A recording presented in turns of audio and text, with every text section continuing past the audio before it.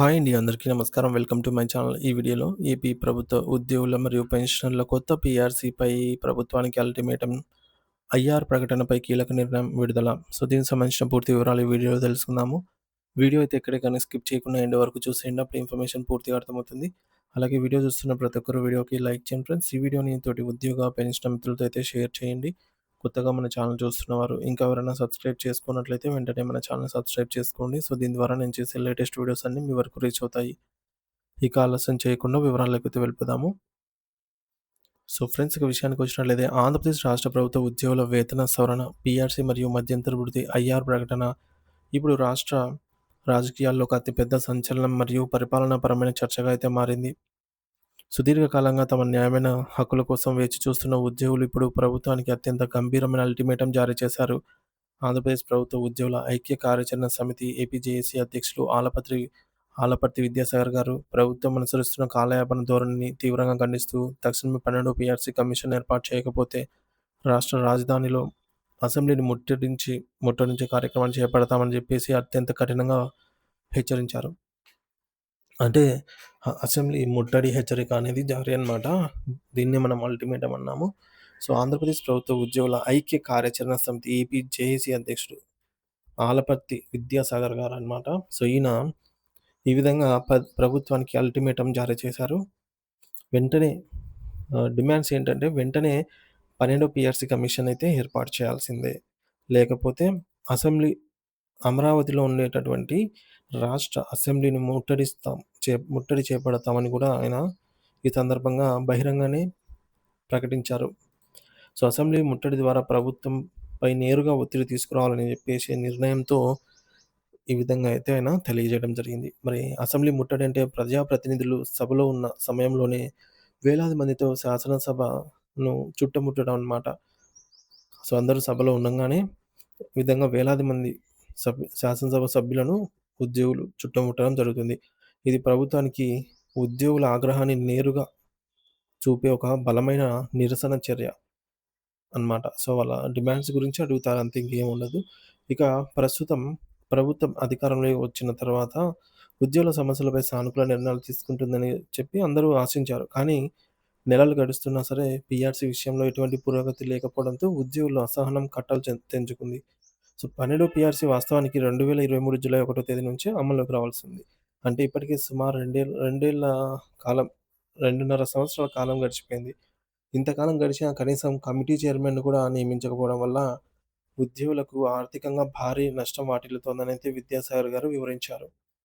మేము ఇప్పటికే చాలా నష్టపోయాము. ఎన్నో ఏళ్లుగా ప్రభుత్వానికి సహకరిస్తూ ఆర్థిక ఇబ్బందులను భరించాం. కానీ ఇకపై ఓపిక పట్టే స్థితిలో లేము అని ఆయన ఉద్యోగ లోకం తరపున తమ వాదననైతే వెలిబుచ్చారన్నమాట.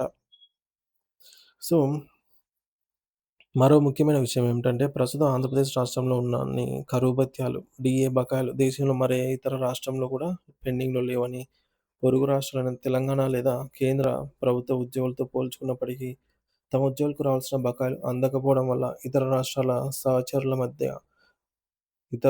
ఉద్యోగుల ముందు ఆంధ్రప్రదేశ్ ఉద్యోగులు అవహేళనకు గురవుతున్నారని వారు పేర్కొన్నారు. ఇది కేవలం ఆర్థిక సమస్య మాత్రమే కాదు, ఉద్యోగి యొక్క ఆత్మగౌరవానికి సంబంధించిన విషయమని వారు గుర్తు చేశారు. అందుకే ప్రభుత్వం తక్షణమే 12 పీఆర్సీ కమిషన్ చైర్మన్‌ను ప్రకటించి వేతన సవరణ ప్రక్రియను యుద్ధ ప్రాతిపదికన ప్రారంభించాలని డిమాండ్ చేశారు. అంటే ఫ్రెండ్స్, మనకు పెండింగ్‌లో ఉండే డీఏ అరియర్స్ దాదాపుగా చాలా ఉన్నాయి. 2018 నుండి కూడా ఇప్పటి వరకు పెండింగ్‌లో ఉన్నాయి.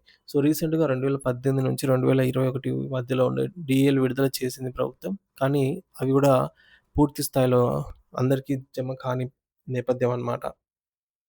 ఈ నేపథ్యంలో ఆంధ్రప్రదేశ్‌లో అత్యధిక డీఏ బకాయిలు పెండింగ్‌లో ఉన్నాయి అని ఉద్యోగుల వాదన. తెలంగాణలో గాని మరియు ఇతర రాష్ట్రాలైన బీహారు, తమిళనాడు ఇటువంటి రాష్ట్రాల్లో గూడా మరియు కేంద్ర ప్రభుత్వ ఉద్యోగులతో పోల్చినా సరే ఏపీలోనే బకాయిలు ఎక్కువగా ఉన్నాయి. ప్రకటించాల్సిన డీఏలు 4 ఉన్నాయి. మరి తమకు రావాల్సిన ఈ బకాయిలు అందక అటు డీఏలు ప్రకటించాల్సినవి కూడా పెండింగ్‌లో ఉండటం వల్ల అవమానానికి గురవుతున్నారు.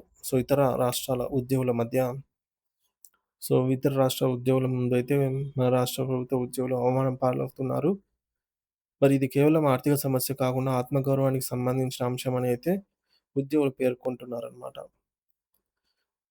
ప్రభుత్వము పీఆర్‌సీ నివేదిక రావడానికి సమయం పడుతుంది కాబట్టి ఈలోగా ఉద్యోగులకు తక్షణ ఆర్థిక ఊరట కల్పించడానికి మధ్యంతర భృతి ఐఆర్‌ని ప్రకటించాలనైతే వారు పట్టుబడుతున్నారు 30%తో. ఇక ఎన్నికల మేనిఫెస్టోలో ఇచ్చిన హామీ విధంగా 29 లేదా 30% వరకు ఐఆర్ ప్రకటించాలని, దీనివల్ల పెరిగిన ధరల భారం నుంచి ఉద్యోగుల కుటుంబాలకు కొంత ఉపశమనం లభిస్తుందని వారు వివరించారు.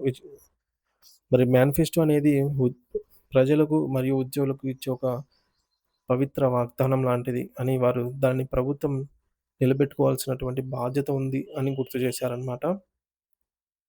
ఒకవేళ ప్రభుత్వం కేవలం మాటలతో సరిపెట్టి చేతల్లో విఫలమైతే అది ఉద్యోగ వర్గాలను వంచడమే అవుతుందని వారు అభిప్రాయపడ్డారు.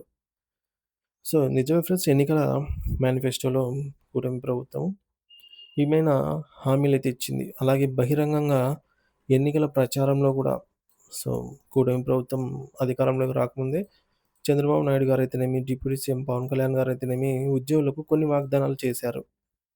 ఏంటంటే పెండింగ్ బకాయిలు మేము ఇచ్చేస్తాము, మేము తీరుస్తాము అని జెప్పేసి ఇచ్చారు. సో, నేడు ఉద్యోగులు అవే అడుగుతున్నారు. పెండింగ్ బకాయిలను తీర్చండి. లేకపోతే ఉద్యోగ ఉపాధ్యాయ సంఘాలు ఏకతాటిపైకి వచ్చి నిరసన తెలిపే ప్రమాదం ఉంది. సో, రాష్ట్రంలో సుమారు 25 లక్షల మంది ఉద్యోగ ఉపాధ్యాయ పెన్షనర్ కుటుంబాలున్నాయి. భారీ స్థాయి నిరసనలు జరిగే అవకాశం కూడా ఉంది అని జెప్పేసి వీరు హెచ్చరిక జారీ చేశారనమాట. మరి ఈ మేరకు ఎందుకు డిమాండ్ అంటే, డిమాండ్ కేవలం 12 పీఆర్‌సీ చైర్మన్‌ను నియమించడమే కాకుండా 30%తో స్పష్టమైన ఐఆర్ ఇవ్వాలి. మధ్యంతర భృతి ఇవ్వాల్సిందే. ఇకపై చర్చలు కాకుండా కార్యాచరణ మాత్రమే మిగిలి ఉంది. అంటే ఇక చర్చలకు మేము హ్మ్. సుముఖత చూపడం లేదు. చర్చల ద్వారా ఫలితాలొస్తాయని మేము ఆశించడం లేదు. సో, ఇక కార్యాచరణే మిగిలుంది అని ఉద్యోగులు అల్టిమేటం జారీ చేశారు. మరి పెండింగ్‌లో ఉన్న అన్ని రకాల ఆర్థిక బకాయిలను వెంటనే విడుదల చేయాలి. లేని పక్షంలో రాష్ట్రంలోని అన్ని ఉద్యోగ మరియు ఉపాధ్యాయ సంఘాలను ఏకతాటిపైకి తీసుకొస్తామని వారు హెచ్చరించారు. ఆంధ్రప్రదేశ్‌లో దాదాపు 25 లక్షల మంది ఉద్యోగ, ఉపాధ్యాయ మరియు పెన్షనర్ల కుటుంబాలున్నాయి. ఈ ప్రాతిపదికన 25,00,000 మంది కుటుంబ సభ్యులు రోడ్డు మీదకొస్తే భారీ ఉద్యమమే చేస్తే దాని ప్రభావం రాష్ట్రంపై ఏ విధంగా ఉంటుందో ప్రభుత్వం ఊహించుకోవాలని వారు సూచించారు. ఈ పోరాటం కేవలం జీతాల కోసం మాత్రమే కాదు, ఉద్యోగుల హక్కుల పరిరక్షణ కోసం మరియు వారి భవిష్యత్తు భద్రత కోసం చేస్తున్న ఒక ధర్మ పోరాటం అని చెప్పేసి విద్యాసాగర్ గారు స్పష్టం చేశారు. సో, మొత్తానికి ప్రభుత్వం తక్షణమే స్పందించి 12 పీఆర్‌సీ చైర్మన్ నియామకంపై ఉత్తర్వులు జారీ చేయాలని, అలాగే 30% మధ్యంతర భృతిపై స్పష్టమైన హామీ ఇవ్వాలని ఉద్యోగ సంఘాలు కోరుతున్నాయి. ఇప్పటికే చాలా ఆలస్యమైందని, ఇకపై చర్చలకు తావులేదని, కేవలం కార్యాచరణ మాత్రమే మిగిలుంది అని వారు తేల్చి చెప్పారు. ఒకవేళ ప్రభుత్వం ఈ హెచ్చరికను బేఖాతరు చేస్తే అమరావతి వేదికగా మునుపెన్నడూ చూడని రీతిలో లక్షలాది మందితో అతిపెద్ద నిరసన జ్వాలలు ఎగిసిపడటం ఖాయమని ఆంధ్రప్రదేశ్ ఉద్యోగ లోకం గట్టిగా నినాదిస్తోంది. ప్రభుత్వం ఈ అల్టిమేటంపై ఎలా స్పందిస్తుంది? మరియు ఉద్యోగుల ఇళ్లలో వెలుగులు నింపుతుందా లేదా అనేది ఇప్పుడు రాష్ట్ర వ్యాప్తంగా ఉత్కంఠత రేపుతోందనమాట. సో, ఉద్యోగుల వేతన సవరణలో ఈ విధంగా ఆలస్యం చేయడం, అలాగే డీఏ బకాయిలు పెండింగ్‌లో ఉండడం, కనీసం ఐఆర్ కూడా ప్రకటించకపోవడం పట్ల తీవ్ర అసంతృప్తితో ఉన్న ఉద్యోగ పెన్షనర్లు. ప్రభుత్వం తక్షణమే చర్యలు తీసుకోకపోతే అమరావతిలో ఈ భారీ నిరసనలు సిద్ధమనైతే హెచ్చరిక జారీ. సో, ఇది ఫ్రెండ్స్ ఇప్పటివరకు ఉన్న తాజా సమాచారం. దీనిపై ఎటువంటి అప్డేట్ వచ్చినా సరే మన ఛానల్ ద్వారా వీడియో రూపంలో అయితే అందిస్తాను. Thank you for watching this video.